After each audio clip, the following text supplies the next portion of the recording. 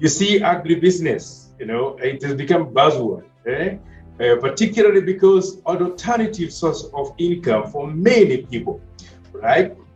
And not just that, because of its contribution to the national income, to employment, and of course to our well-being.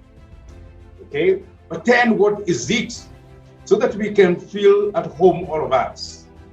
A sum total of all operation, which involve manufacturing, distribution, production, right, of farm and storage, processing, distribution, all those players are in agribusiness. Now, you notice there are many different levels, regardless of where you are, whether you are in the farm, whether you are in the processing, whether you are in the marketing of the agribusiness products, you are at home. It is good to see that agribusiness involves quite some system, okay? There are those in the input, there are those in the production, there are those in the processing, all that forms the ecosystem of business.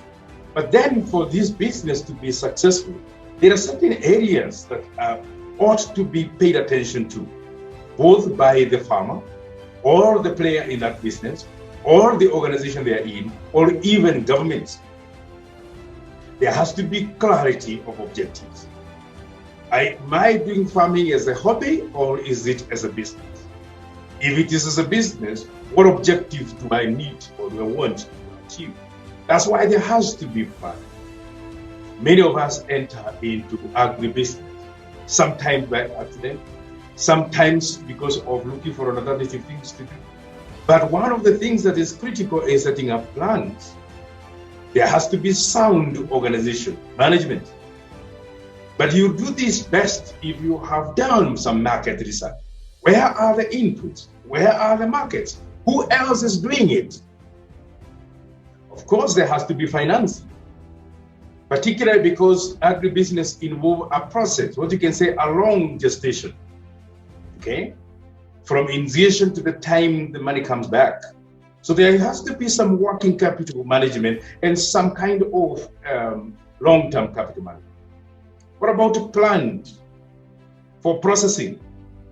There has to be efficient management, and there has to be harmonious relation with key stakeholders. Many of those things I have outlined that are critical for success, one or two of those, or even more, sometimes we do not achieve them. Sometimes you have poor access to the input market. How many of us have suffered? You are doing chicken, all of a sudden the production goes down because the quality of input has gone down, or the price of input has gone down, okay? How about access to the market when you're selling, okay? Because many of us, typical of entrepreneurs, have spent a lot of time in the production. There's little time to market or even to research on the market.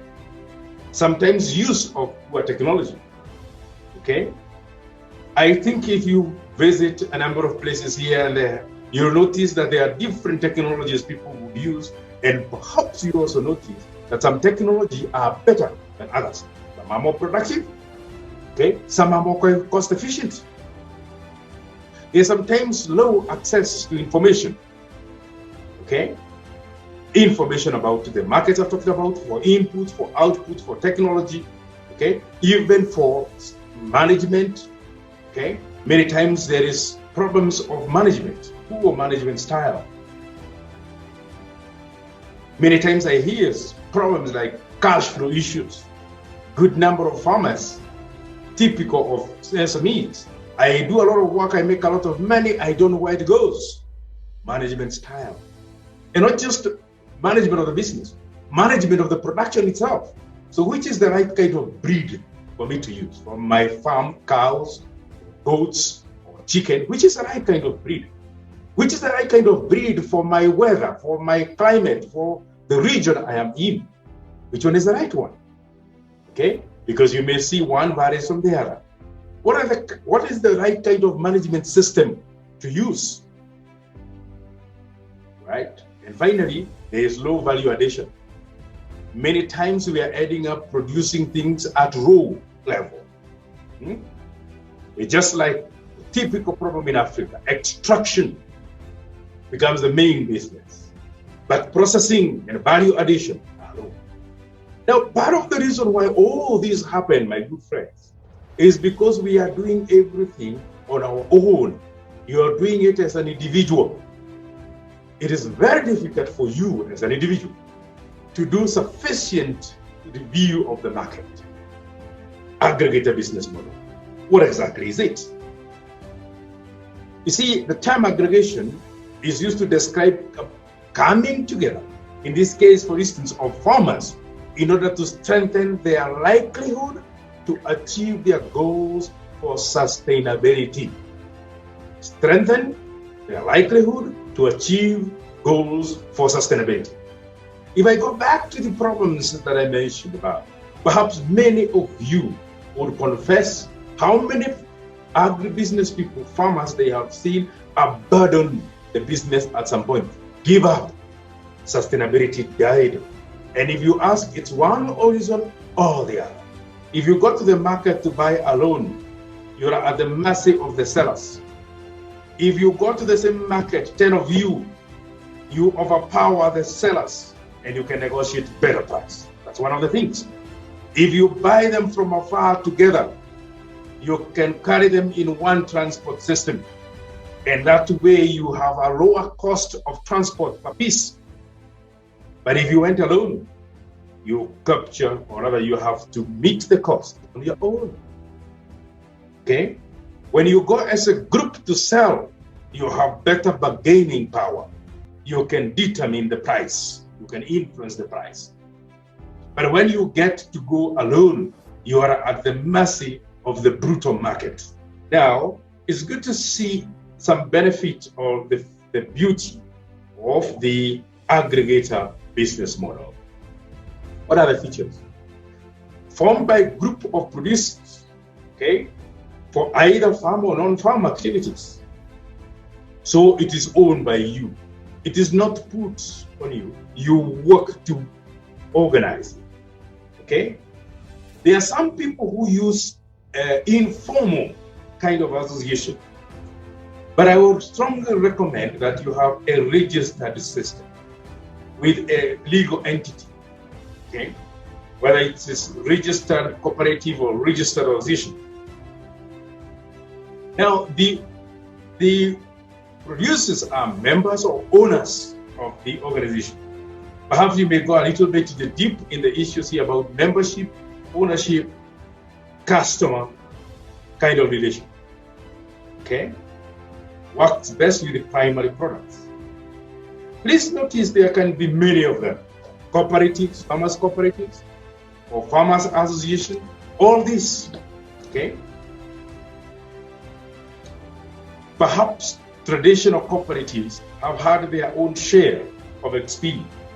And many times people want to go to areas where they will lock themselves into a membership of a given set of people of certain characteristic association. What are the principles of aggregator model? Okay, voluntary and open membership. Okay. Democratic management, okay, involves a lot of training and development. We grow together, right? It is based on farmer member participation. And as I mentioned this because I remember I said agribusiness, everywhere I'm using today more focus about farmers, but aggregator can be done by anyone. Aggregator traders, right, can come together, okay? I notice even aggregator news generation. They have autonomy and independence because they work in their own, for their own goal. Okay? And this independence or autonomy is created by the instruments of their formation. Right? Obviously, they grow from the understanding of the concern of the community of membership that forms them. Okay? Very well. I see some people are raising hands. As I mentioned, probably you came in late. If you have a question, comment, please put them in the Q&A. That will help us, and later on we'll be able to respond to them. Thank you so much. Very good. Now, so there are a range of services that can be captured through the aggregator model. So things like input, supply, hiring of equipment. Once again, if you do it alone, the price or the cost becomes high, or even you're duped by the nature of the market because you have little ability to do research as to what are the best of the inputs. Okay, there are many times I'll talk with the association and I'll talk about, well, after they came together, now they are able to access the right kind of input and they at the right kind of price with right quality. Of course, in terms of operation, if you think about processing your milk, it becomes very difficult for you unless you have a very big farm. When you're small, the best thing is to come together through your corporate or your association. You can process, you can package, you can store, and so you can market. Sometimes, of course, there's financial services. You see, the principle of insurance is very simple. Okay, when you spread the risk wide, you reduce the cost per person. So if you are covering yourself alone, becomes expensive. If you cover a wide cross-section, becomes cheaper. Okay, right? Input production, sourcing, important. Joint marketing, okay, and that helps us to access better kind of market. Remember, through this kind of system, we'll also be producing at a level acceptable to the market. There are many of these marketers sometimes would like to audit the source of the farm products. Food is very sensitive, okay? So it's very difficult for them to come and assess you alone. But when you have come together, it becomes easier. Of course, seeking technical services, okay? Understanding processing. How about networking? You know, one of the powerful resources you see in business anywhere is networking. You network with others like you. And what you thought was a problem, somebody has solved it. You thought input was a problem? No, somebody has a solution. But if you are in Meru and the other one is in Kisumu, it becomes very difficult unless you have a network. Okay? Transporting. Okay?